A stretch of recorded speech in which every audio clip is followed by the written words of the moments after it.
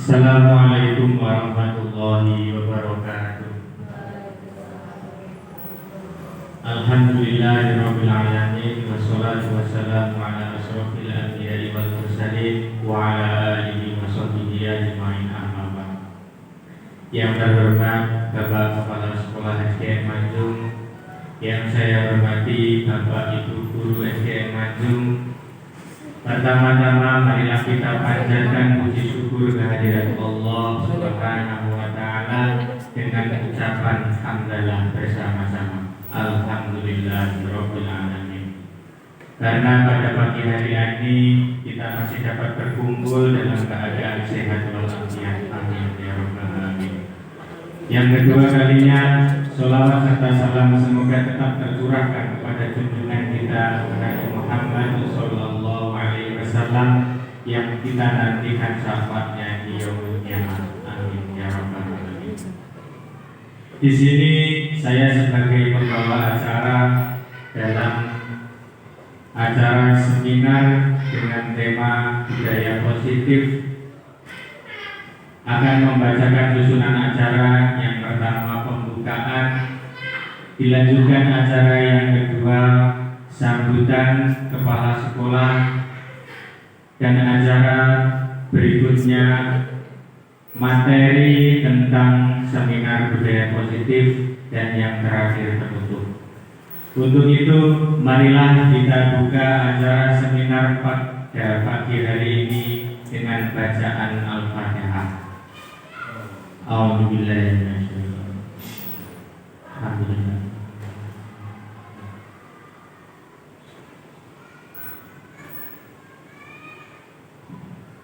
Memasuki acara yang kedua, sambutan dari Kepala Sekolah SDN Manjung kepada beliau Bapak Supardi. Waktu dan tempat kami persilahkan.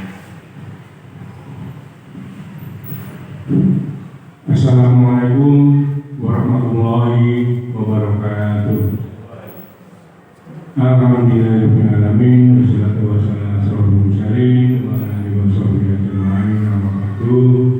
Bapak Ibu guru yang saya hormati, sebelumnya marilah kita selalu mengucap syukur kita kehadiran Allah Yang Maha Esa, karena dengan limpah rahmat dan hidayahnya pada pagi hari yang berbahagia ini, pada kesempatan yang baik ini, kita bisa berkumpul kembali di ruangan SDN kita tercinta ini dalam rangka seminar budaya untuk yang seminar budaya positif yang diterapkan di SDN Manjung dalam keadaan sehat walafiat. Amin. Sholawat serta salam semoga tercurah pada junjungan kita Nabi besar Muhammad SAW yang nantinya dihadapkan syafaatnya di yaumul kiamat. Amin amin ya rabbal alamin.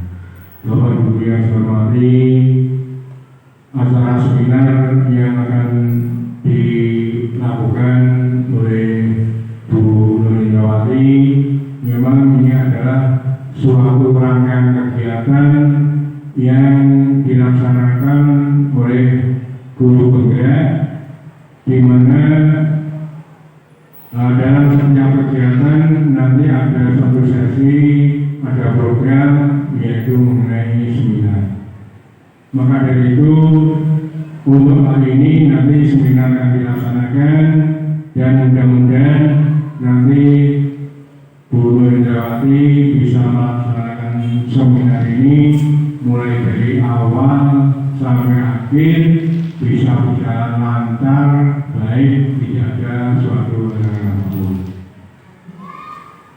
Monggo bagi ulur untuk melaksanakan yang sebaik-baiknya, waktu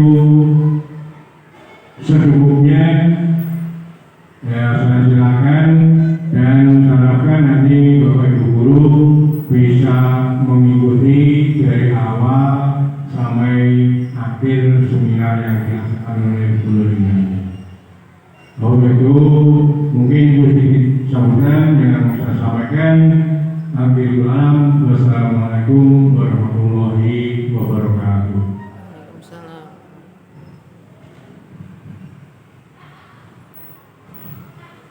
Melanjutkan acara berikutnya, yaitu materi inti tentang seminar budaya positif yang akan disampaikan oleh calon guru penggerak, yaitu Bu Nur Indrawati. Pada beliau waktu sepenuhnya kami berikan.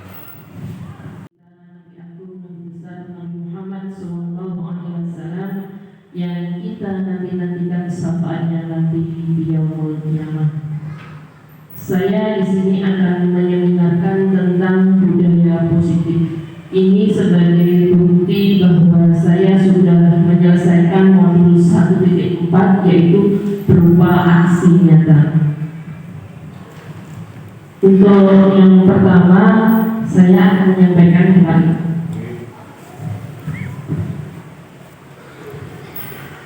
Terus nih.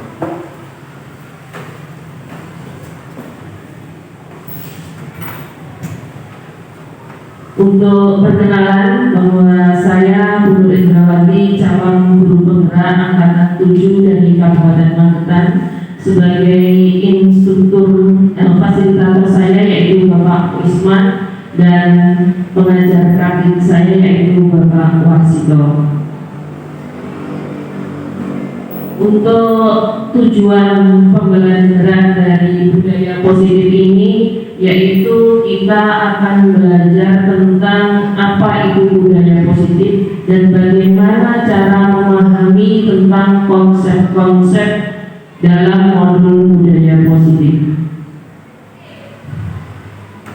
Dalam penyampaian modul budaya positif ini nanti kita akan mempelajari tentang 6 poin.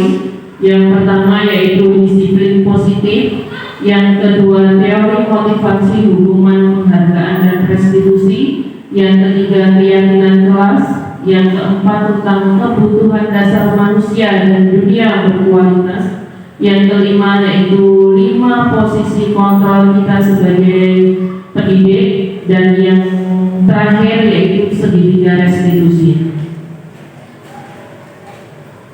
Yang pertama yaitu tentang disiplin positif dan nilai-nilai kebajikan universal. Disiplin positif itu bukan sebuah tata tertib, juga bukan sebuah kepatuhan, peraturan, ataupun hukuman. Akan tetapi disiplin itu adalah sebuah kontrol diri, belajar untuk mengontrol diri agar dapat mencapai suatu tujuan yang mulia. Adapun tujuan-tujuan mulia yaitu nilai-nilai kebajikan yang universal.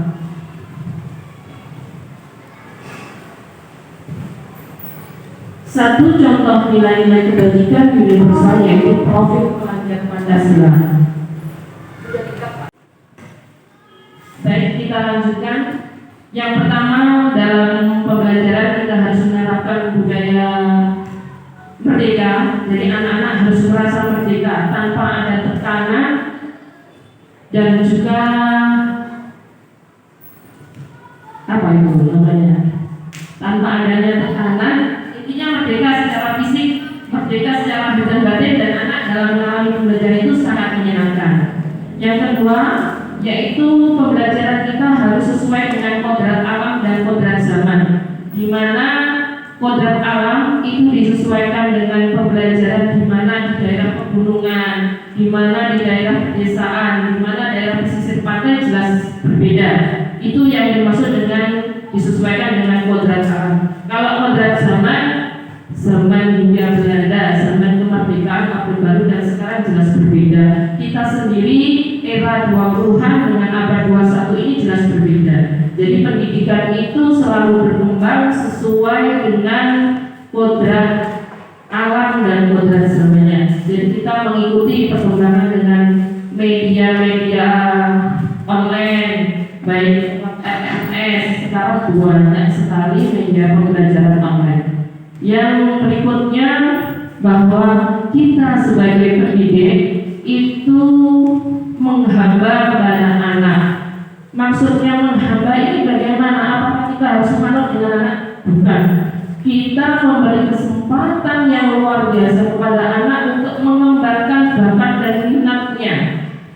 Sebagai guru, kita hanya bisa mengarahkan, biarkan dia berjalan sesuai dengan kodratnya. Anak-anak itu tidak sama.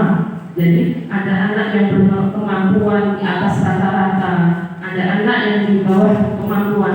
Itu kita berikan kemerdekaan untuk mengembangkan minat dan bakatnya. Jadi kalau saya sendiri ya, selama ini itu bahwa berpikiran anak itu adalah kertas kosong yang harus saya isi dengan pelajaran materi-materi, dan saya itu mengabaikan tentang bakat dan minat mereka. Itu ternyata bertentangan dengan kurikulum Merdeka. Seharusnya kita sebagai guru, kita melayani anak untuk mengembangkan bakat dan minat mereka agar berkembang menjadi peserta didik yang mampu menuai kebahagiaan setinggi-tingginya dalam pembelajaran dan bisa menjadi hidup bermasyarakat dan berbudaya global. Itu tentang nilai-nilai dari Hajar Dewantara. Untuk berikutnya, dalam menerapkan disiplin itu, kita mempunyai tujuan mulia. Tujuan mulia kita adalah prinsip-prinsip mulia yang dianut seseorang yang kita namakan yaitu nilai-nilai kebajikan virtual atau universal. Lanjut Pak.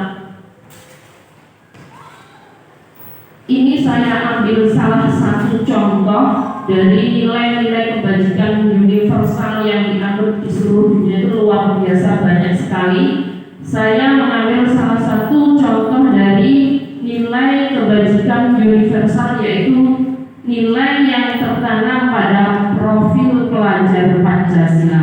Ini anak-anak sudah hafal semuanya ini. Yang pertama adalah beriman dan bertakwa kepada Tuhan Yang Maha Esa dan berakhlak mulia. Berakhlak mulia di sini bagaimana? Tidak hanya sesama guru, sesama teman, tapi juga dengan sesama alam. Jadi harus berakhlak mulia. Jadi ketika ada sampah mau mengambil, ketika ada got yang rapat mau membersihkan, nanti di situ anak-anak sudah tertanam bahwa dia bisa berakhlak pada alam.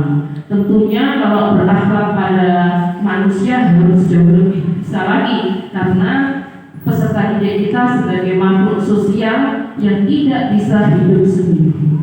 Yang kedua adalah kita mengharapkan peserta didik kita menjadi peserta didik yang mandiri, yang bisa berdiri di kakinya sendiri untuk mengembangkan bakat dan minatnya. Kita sebagai guru hanya bisa memfasilitasi, hanya sebagai motivator, memotivasi. Yang ketiga, bernalar kritis. Bagaimana kita dalam proses belajar mengajar, kita menarik perhatian anak-anak dengan cara membuat pertanyaan pemantik agar apa yang ada dalam diri anak itu keluar. Kalau dalam kurikulum Merdeka, sebelum kita memulai pembelajaran, seorang guru itu harus mengadakan pertanyaan pemantik ya, untuk menggali apa potensi yang sudah ada pada anak. Kemudian kita mencari strategi untuk mengembangkan pembelajaran itu pada kelas kita. Yang ketiga, berkebinekaan global. Jelas kita zaman dahulu dengan zaman sekarang pembelajarannya sangat berbeda sekali. Anak yang kita hadapi juga berbeda. Sekarang namanya generasi Z. Anak-anak sudah tidak canggung lagi berteknologi, di mana kecepatan daya pikir kita dengan kecepatan teknologi jauh lebih berkembang pesat dengan kecepatan teknologi. Kita bisa mengarahkan sebagai guru atau pendidik, kita bisa mengarahkan anak-anak untuk membuka materi-materi pembelajaran yang dikaitkan dengan pendidikan. Contohnya banyak sekali di sini. Ada bidik misi, si bolang, atau lewat layanan modul LM sekali ya media-media elektronik atau digital yang sekarang sudah mengembangkan tentang kemajuan dunia teknologi.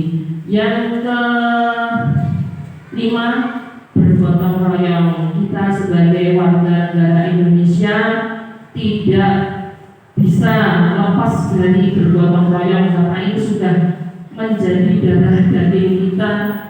Ki Hajar Dewantara pun sudah berpesan bahwa kemajuan teknologi jangan sampai meninggalkan kultur kita dalam pembelajaran atau budaya kita, nilai-nilai budaya yang positif yang masih bisa diterapkan harus kita gunakan. Karena apa? Tidak semuanya budaya global itu sesuai dengan budaya kita di daerah timur, khususnya Indonesia. Kita sebagai guru harus bisa untuk menyeleksi materi ataupun budaya-budaya yang sekiranya sesuai dengan budaya kita.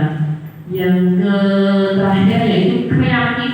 Sebagai pendidik kita harus berkreatif, berkreasi untuk mengembangkan dunia pendidikan agar lebih maju, dan semakin maju kita bisa memberikan pelayanan terbaik kita untuk peserta didik kita. Kita lanjutkan, Pak.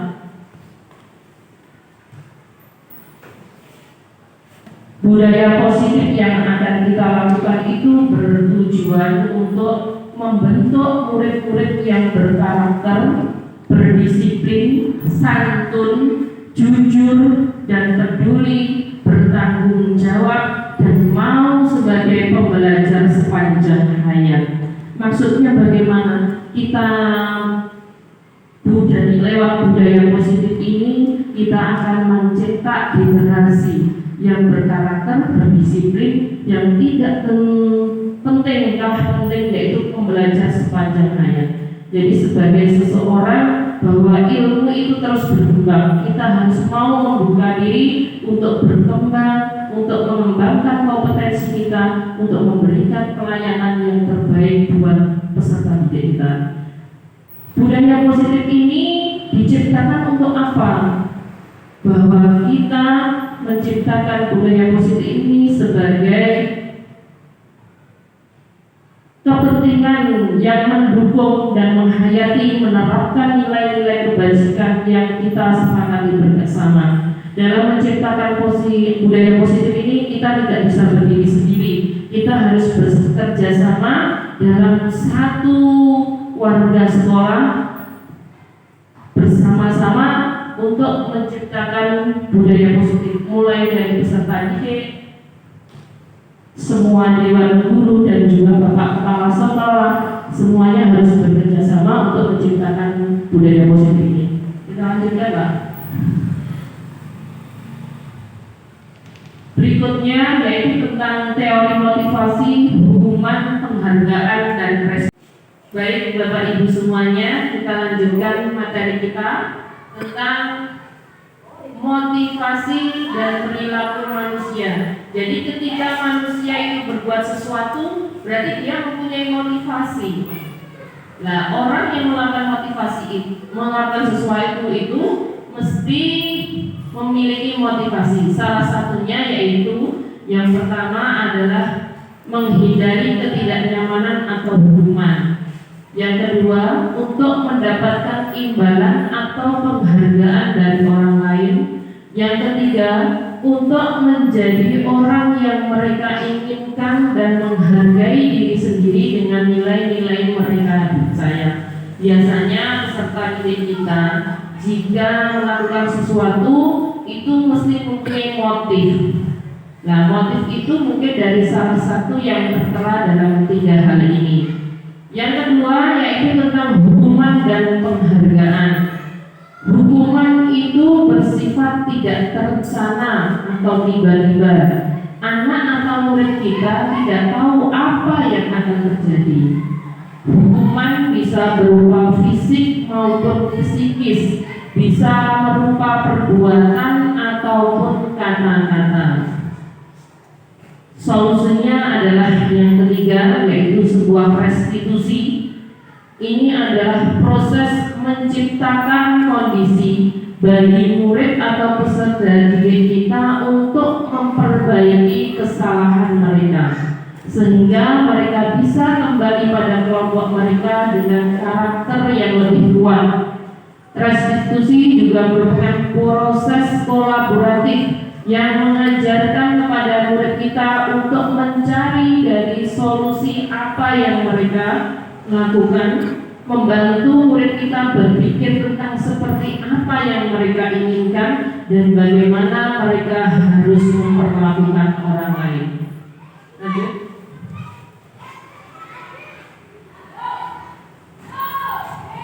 Sebentar. Paus buatan.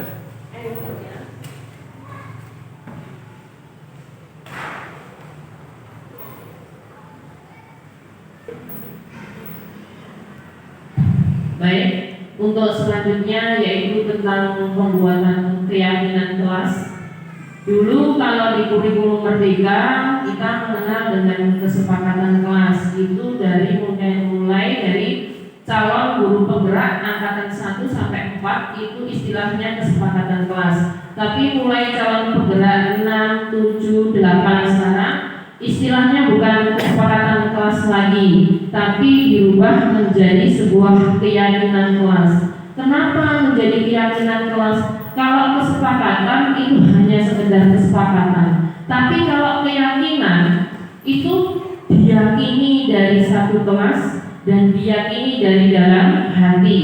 Jadi tidak hanya sekedar kesepakatan, tapi jauh lebih dalam lagi yaitu diyakini. Jadi ketika peserta didik kita melakukan sesuatu itu harus sampai dalam hati.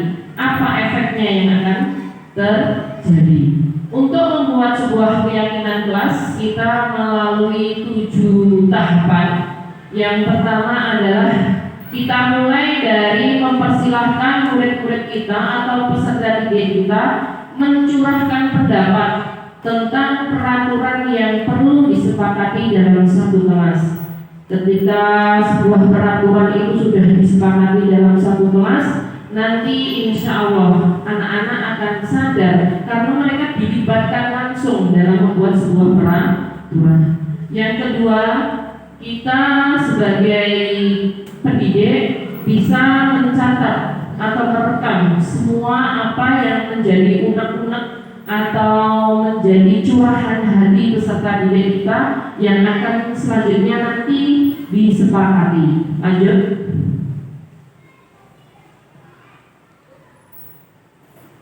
Yang ketiga adalah susunlah keyakinan kelas itu menjadi sebuah prosedur yang menjadi pembentukan keyakinan kelas, dan gantilah kalimat-kalimat dalam negatif menjadi positif. Contohnya, dilarang membuang sampah sembarangan. Mari kita ubah menjadi kalimat-kalimat positif. Mari jaga kebersihan kelas kita. Jadi dilarang menjadi mari. Jadi anak-anak itu tidak didoktrin bahwa dilarang begini. Tapi kita ajak bersama. Mari kita jaga kebersihan kelas kita. Itu berarti merubah dari negatif menjadi positif. Selanjutnya, hasil dari curahan pendapat anak-anak tadi, kita ajak anak-anak kita untuk mengulang kembali, menyaring mana yang sekiranya bisa dan disepakati atau diyakini dalam kelas itu menjadi sebuah keyakinan. Lanjut. Yang kelima, kita tinjau ulang bersama-sama dengan peserta didik kita tentang keyakinan kelas kita tadi. Setelah kita sudah menentukan secara bersama-sama, keyakinan kelas itu tidak perlu banyak, mungkin 4 atau 5 yang bisa kita terapkan dalam kelas kita. Contohnya, mari kita menjaga kebersihan. Terus, mari kita berpartisipasi aktif dalam pembelajaran. Jadi biar anak peserta didik kita dalam pembelajaran itu tidak vakum. Kan biasanya ada peserta didik kita tuh yang selama awal pembelajaran sampai akhir pembelajaran diam saja. Kita bukan mereka.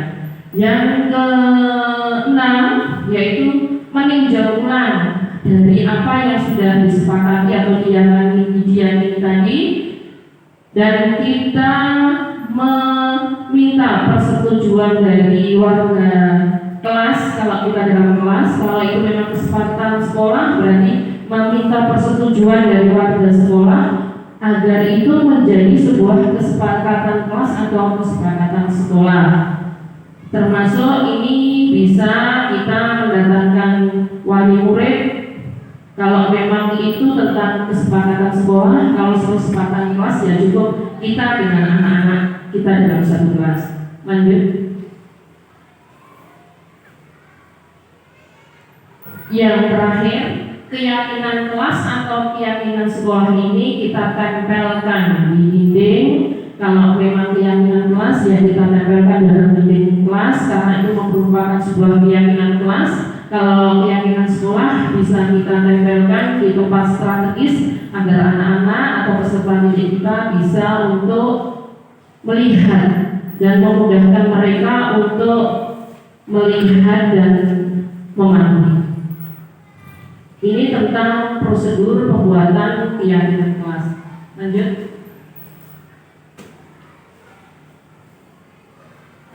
Ini contoh-contoh keyakinan kelas. Saya ambil ada kelas 1, kelas 5. Ini kalau kelas 7 ini berarti sudah SMP ya.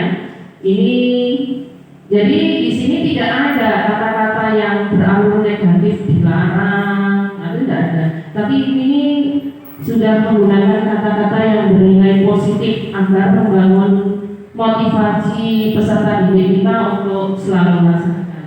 Lanjut.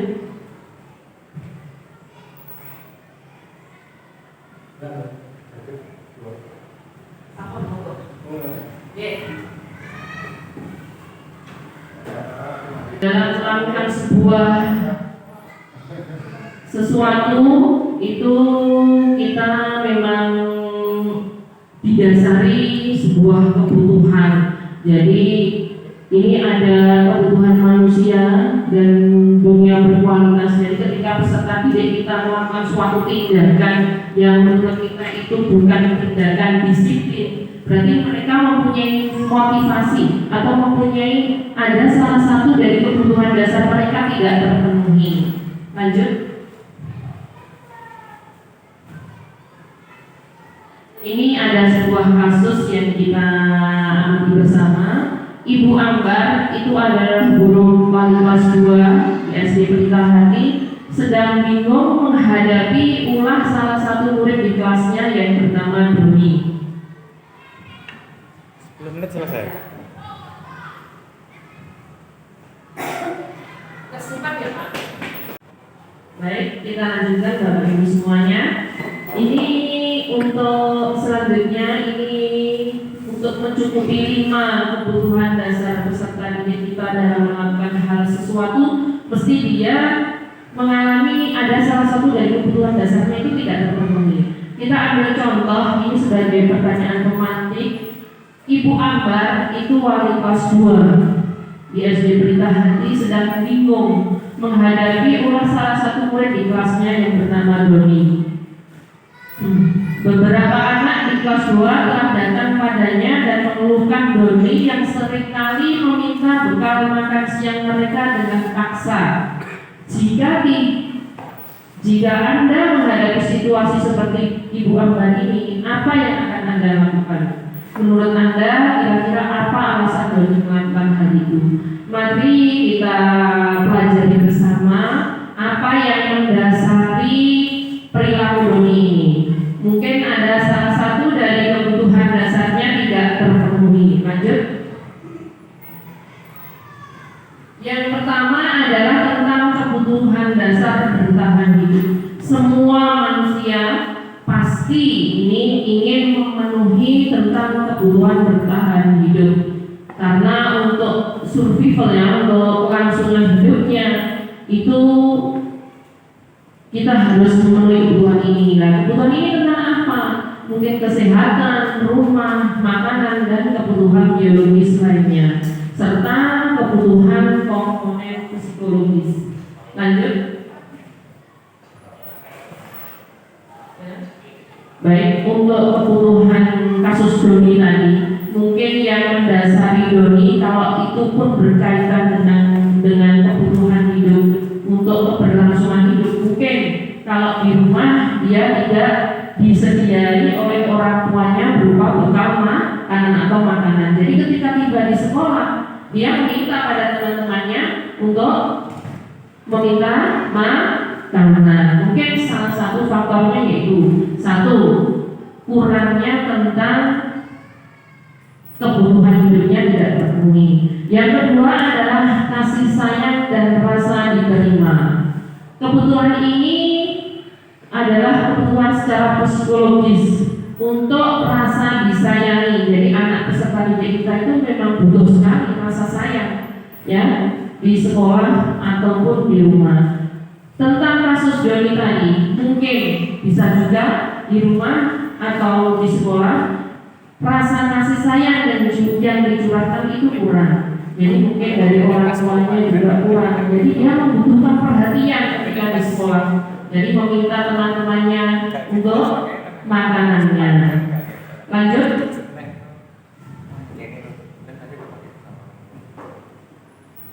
Yang ketiga adalah tentang kebutuhan penguasaan. Ini berhubungan dengan kekuatan untuk mencapai sesuatu, menjadi kompeten, menjadi terampil diakui atas prestasi dan keterampilan kita, didengarkan dan memiliki rasa harga diri untuk dihargai, membuat perbedaan dan membuat pencapaian kompeten. Perilaku Doni tadi mungkin juga karena dia juga kurang akan rasa penguasaan, mungkin dari teman-temannya atau dia karena kekurangan tadi kasih sayang, dia ingin diakui oleh teman-temannya, ingin dihormati oleh teman-temannya. Akhirnya dia membuat sebuah kelakuan ataupun perbuatan, yaitu dengan cara meminta teman-temannya. Mungkin dengan cara meminta makanan teman-temannya tadi, dia bisa diakui oleh teman-temannya. Untuk selanjutnya lanjut.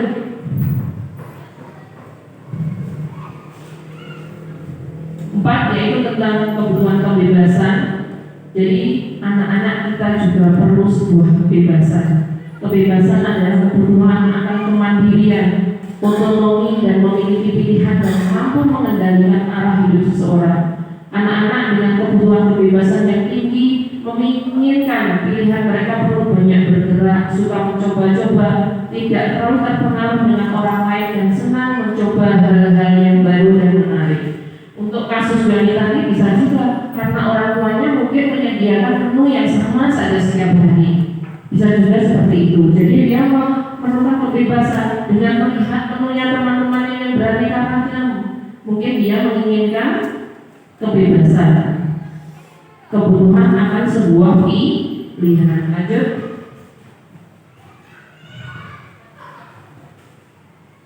Yang kelima yaitu kebutuhan akan kesenangan. Kebutuhan untuk mencari kesenangan, bermain, tertawa. Ini dilakukan mereka juga bisa berkonsentrasi tinggi saat mengerjakan hal yang disenangi. Mereka suka permainan dan suka mengoleksi barang, suka bergurau, suka melucu dan juga menggemaskan. Bahkan saat mereka bertingkah laku buruk mereka masih terlihat lucu. Jadi mungkin tingkah laku Doni tadi, dia ingin mendapatkan perhatian dari temannya. Oh ternyata ngambil teman-temannya itu hal yang menyenangkan. Padahal hal itu sangat mengganggu pada temannya. Bagaimana cara kita mengelola dengan anak-anak yang berkebutuhan tentang kasih sayang, tentang penguasaan, kesenangan, kebutuhan hidup itu menjadi sesuatu hal yang positif, agar anak-anak kita, peserta didik kita untuk tidak melakukan hal-hal seperti itu lagi. Lanjut. Nah, kita masukkan mereka pada dunia berkualitas. Dunia berkualitas itu seperti apa? Ini adalah dunia tempat khusus dalam pikiran, tempat Anda menyimpan gambaran representasi dari semua yang Anda inginkan. Bisa berisi orang-orang atau hal-hal apa saja yang terbaik dalam hidup Anda. Kemudian Itu bisa semacam album foto atau beberapa hal saja yang sangat signifikan dan benar-benar terbaik dalam hidup Anda dan membuat hidup Anda menjadi lebih bermakna. Kebutuhan dasar bersifat lebih umum dan universal, sedangkan dunia berkualitas itu lebih unik dan personal. Maksudnya seperti apa? Jadi anak yang berkebutuhan atau kasus tadi, kita bisa mengadakan sebuah restitusi. Restitusi itu sebuah pembaruan, tidak kita langsung menyalahkan atau menghukum mereka, tapi kita mencari solusi terbaik. Dari mana mereka meyakini bahwa perbuatan anak itu tadi salah. Dari apa yang mereka lakukan, kita sadarkan, kemudian kita menstabilkan identitas mereka, kemudian kita mencari solusi bersama dengan peserta didik kita. Lanjut. Ini 5 posisi kontrol yang bisa kita lakukan untuk mengendalikan peserta didik kita. Yang pertama, lanjut Pak. Yang pertama adalah posisi menghukum. Seorang pendidik itu, bahkan saya sendiri itu masih sering menggunakan ini ya, posisi menghukum. Kalau kita memang sekarang sudah tidak diperbolehkan untuk menghukum secara fisik ya, tapi kadang kita masih bisa menghukum mereka dengan kata-kata, yaitu dengan patuhi aturan saya atau awas, kamu selalu saja yang salah, selalu pasti, selalu yang terakhir selesai pasti kamu. Itu kalau dalam kata-kata sudah termasuk kata-kata yang menghukum. Jadi sekarang kita itu tidak fisik tidak, tapi kata-kata kita masih bisa menggunakan. Nah hasilnya nanti akan membuat peserta didik kita itu menjadi peserta didik yang mudah marah, pendendam, dan bersifat agresif. Lanjut. Yang kedua adalah membuat peserta didik kita merasa bersalah. Contoh kata-katanya, ibu sangat kecewa sekali dengan kamu. Berapa kali bapak harus memberitahu kamu ya, kok tidak paham. Itu membuat murid merasa bersalah. Sudah saya terangkan beberapa kali, tapi diulangi lagi salah lagi. Nah itu masih sering saya lakukan juga. Nah itu nanti menghasilkan seorang murid yang merasa bersalah, dan ini efeknya jauh lebih dalam ketimbang menghukum. Karena apa? Murid itu dibuat merasa bersalah, ini salah, atau nanti itu mengakibatkan bahwa emosi mereka itu tertanam rapat secara pribadi di dalam diri.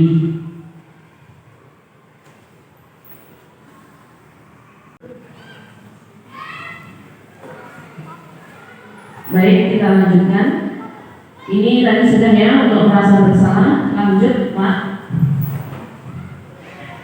Yang ketiga adalah kita memposisikan diri sebagai teman dalam mengontrol kita sebagai teman. Ayo bantulah ibu. Ayo ingat tidak bantuan ibu selama ini. Ya sudah, kali ini tidak apa-apa. Nanti ibu bantu bereskan ya. Kata-kata seperti itu membuat murid kita itu merasa tenang, senang, dan akrab dengan guru. Tapi juga ada dampak sisi negatifnya. Anak-anak menjadi tergantung pada kita. Lanjut.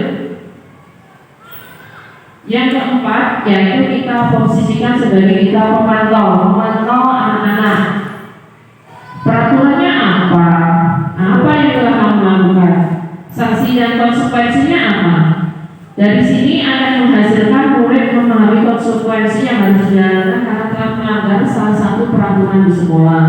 Guru tidak menunjukkan suatu emosi yang berlebihan, menjadi marah atau membuat merasa berbuat bersalah. Dalam posisi pemantau ini ada amannya. Lanjut.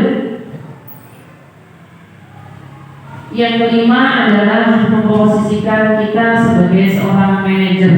Ini adalah posisi terakhir yang mana kita bisa menyelesaikan dan kita jauh lebih bijaksana dalam menghadapi permasalahan peserta didik kita. Contohnya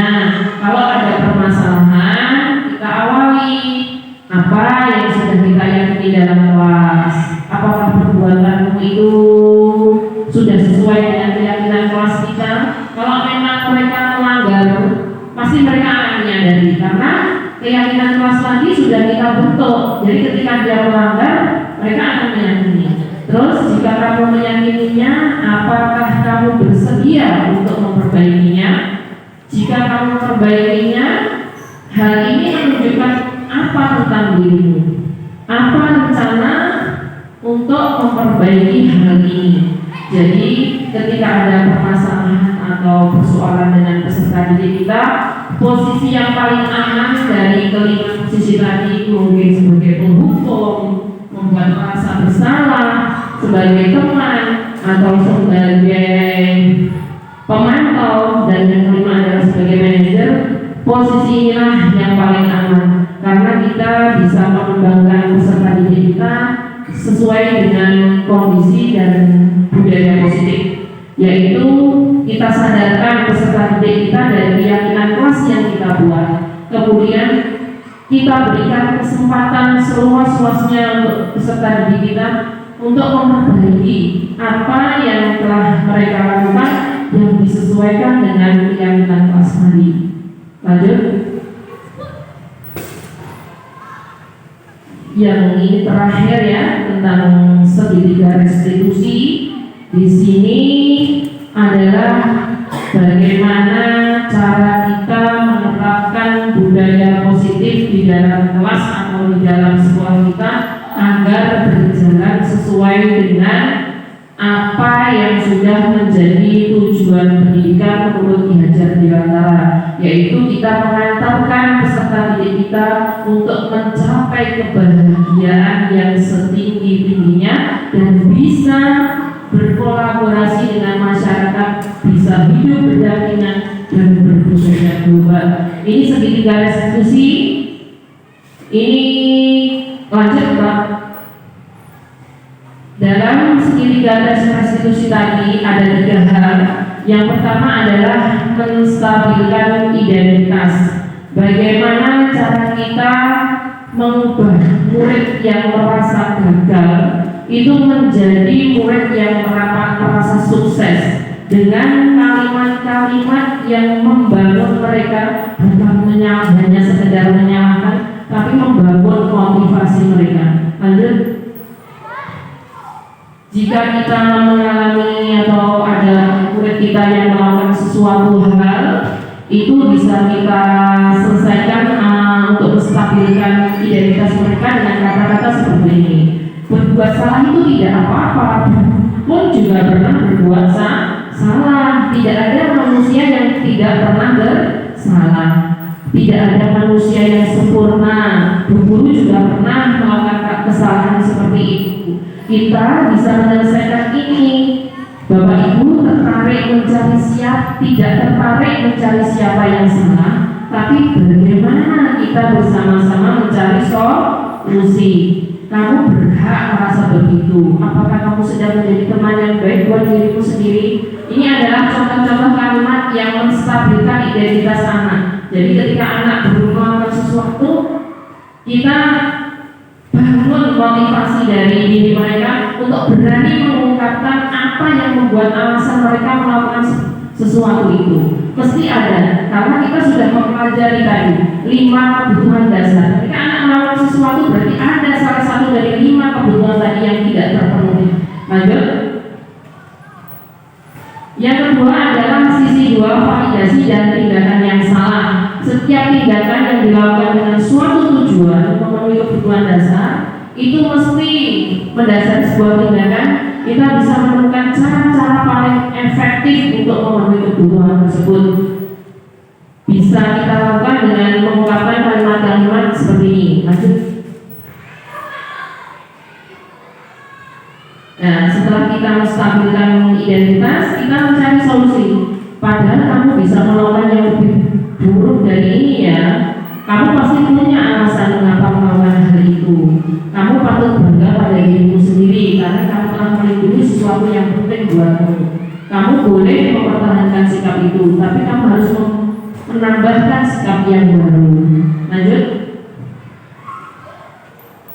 Menanyakan keyakinan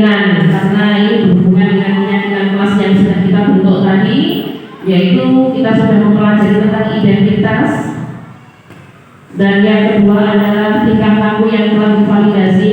Jadi ketika anak melakukan sesuatu, kita sudah menanyakan apa masalahnya, kemudian bagaimana cara anak itu biar tidak minder, biar tidak berpikir negatif atau takut, kita korek dengan secara positif. Kita lanjutkan yaitu yang ketiga dengan menanyakan keyakinan yang sudah kita bentuk tadi sesuai enggak? Apakah perbuatan tadi sesuai dengan keyakinan yang sudah kita sepakati dalam kelas? Nah, kita lanjutkan dengan kalimat-kalimatnya. Apa yang kita percaya sebagai kelas atau keluarga? Apa nilai umum yang kita telah sepakati? Apa bayangan kita tentang kelas yang ideal? Kamu mau jadi orang seperti apa? Jadi ini ya tentang budaya positif, bagaimana cara membentuknya, bahwa kita tidak bisa sendiri, tapi kita harus bekerja sama seluruh komponen dan warga sekolah untuk membuat budaya positif. Bagaimana cara membuatnya melalui keyakinan kelas atau keyakinan sekolah. Terus kita lanjutkan dengan kalau ada permasalahan kita selesaikan dengan segitiga restitusi, yaitu bagaimana menstabilkan kondisi anak, menanyakan, kemudian mencari solusi bersama-sama agar anak itu meyakini sesuai dengan apa yang mereka yakini. Baik, itu yang bisa saya sampaikan dari budaya positif. Semoga apa yang saya sampaikan ini bermanfaat bagi saya dan semoga bermanfaat untuk kita semua. Terima kasih banyak sekali atas partisipasi Bapak Ibu semua. Semoga kita jauh menjadi pendidik yang jauh lebih hebat untuk memberikan pelayanan semaksimal mungkin buat peserta didik kita. Terima kasih. Hanya kurang lebihnya mohon dimanfaatkan, mohon dimaafkan. Wabillahi taufiq wal hidayah. Wassalamualaikum warahmatullahi wabarakatuh.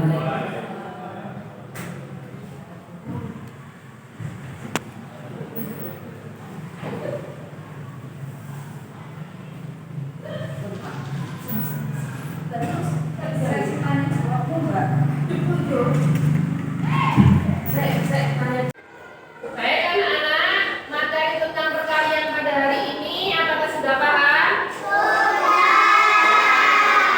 Jadi buka tugas kalian masing-masing dikerjakan di buku tulis.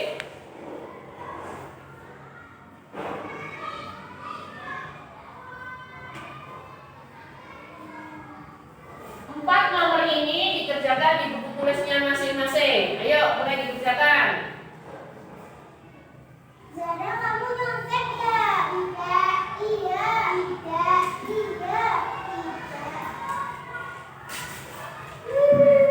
Ada apa ini? Kenapa menangis? Kok ribut sendiri? Apakah betul? Kenapa kamu menangis? Nanti setelah selesai mengerjakan, kalian berdua ke meja Bu Guru ya.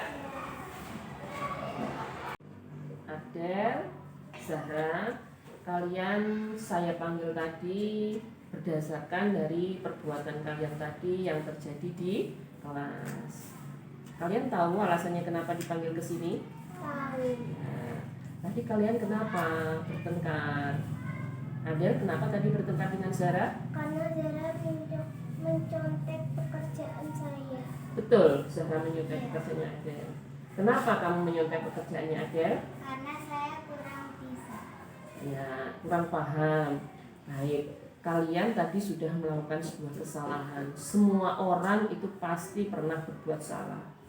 Tapi kalian harus meyakini bahwa itu perbuatan salah dan mau memperbaikinya. Perbuatan kalian tadi bertentangan dengan keyakinan kelas kita. Iya tidak? Ya. Tidak sesuai dengan keyakinan yang mana, Adel? Tidak menghormati. Ya, tidak saling menghormati. Yang lain cara? Tidak sopan. Ya, tidak sopan dan tidak saling menghargai. Karena perbuatan itu tidak sesuai dengan kesepakatan kelas kita atau keyakinan kelas kita, Maka bersediakah kamu untuk memperbaikinya? Ya. Bagaimana caranya Adel untuk memperbaiki perbuatannya itu tadi? Meminta maaf. Nah, terus kalau Zahra bagaimana cara memperbaiki perbuatan tadi? Saya ingin belajar bersama dengan Adel. Apakah Adel bersedia? Iya, asalkan Zara tidak mencontoh pekerjaan saya lagi. Ya. Kamu bersedia untuk tidak menyontek lagi? Nanti akan diajari cara perkaliannya dengan Adel. Baik, Adel tadi dengan cara menyobek pekerjaannya Zahra, maka kamu bagaimana caranya tadi untuk memperbaikinya? Meminta maaf. Baik, kalian saling berminta maaf. Kalian harus saling menjaga kerukunan dalam satu kelas. Kemudian nanti dalam kondisi apapun jaga persatuan dan kesatuan kelas, karena itu sesuai dengan keyakinan kelas kita. Baik, kalian boleh kembali ke kelasnya masing-masing.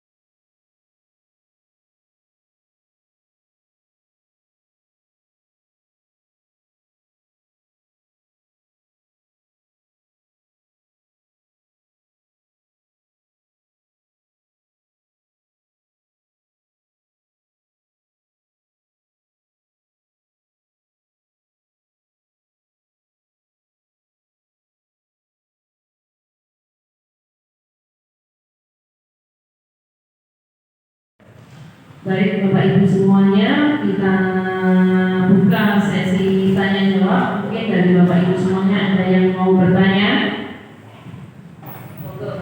Saya pertanyaan dulu ya yang pertama.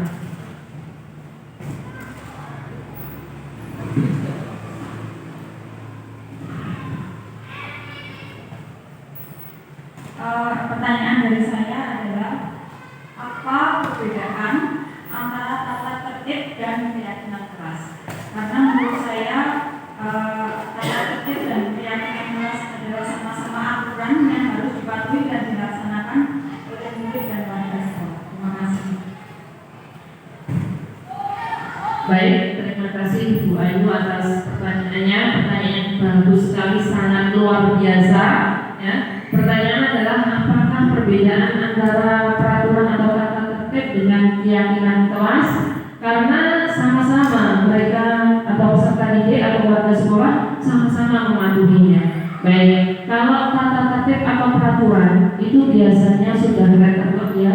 Kita ada sudah sejak zaman sekolah ini mungkin ada, atau mungkin ada dalam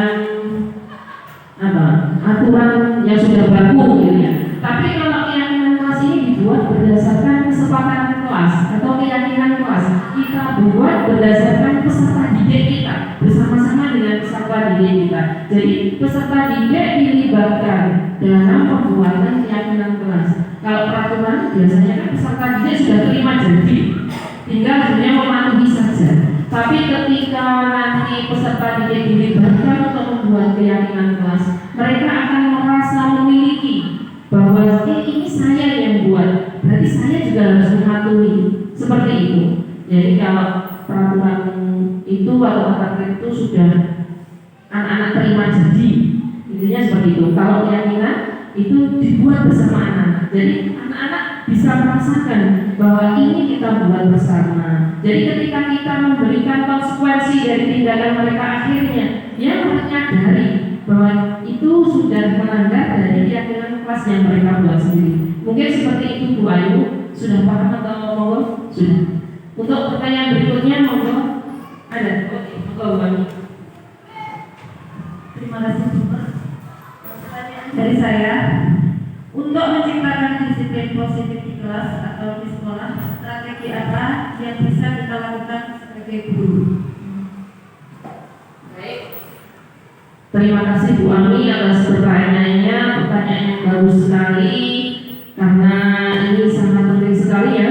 Bagaimana menerapkan budaya positif atau strategi apa yang paling bagus untuk menerapkan budaya positif di sekolah kita atau di kelas kita. Salah satunya tadi saya menyampaikan bahwa kita awali dengan cara membuat sebuah keyakinan kelas. Jadi keyakinan kelas ini memang sangat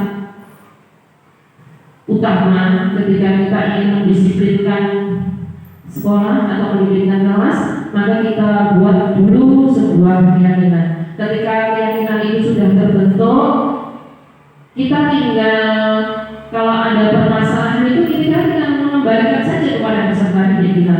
Apa yang sudah kita sepakati bersama-sama, apa yang sudah kita yakini bersama-sama. Dari situ akan muncul budaya-budaya positif yang menjadi kesepakatan kita bersama. Jadi anak-anak sudah terbiasa karena sudah terbiasa melakukan setiap hari. Itu mungkin dari jawaban saya. Jadi mulai dari keyakinan kelas, kalau ada permasalahan kita selesaikan dengan segitiga restitusi. Mungkin seperti itu. Cukup? Mungkin ada dari Bapak Ibu yang lain? Sudah cukup?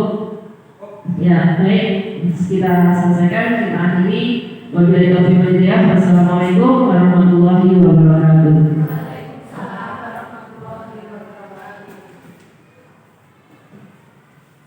Selesai.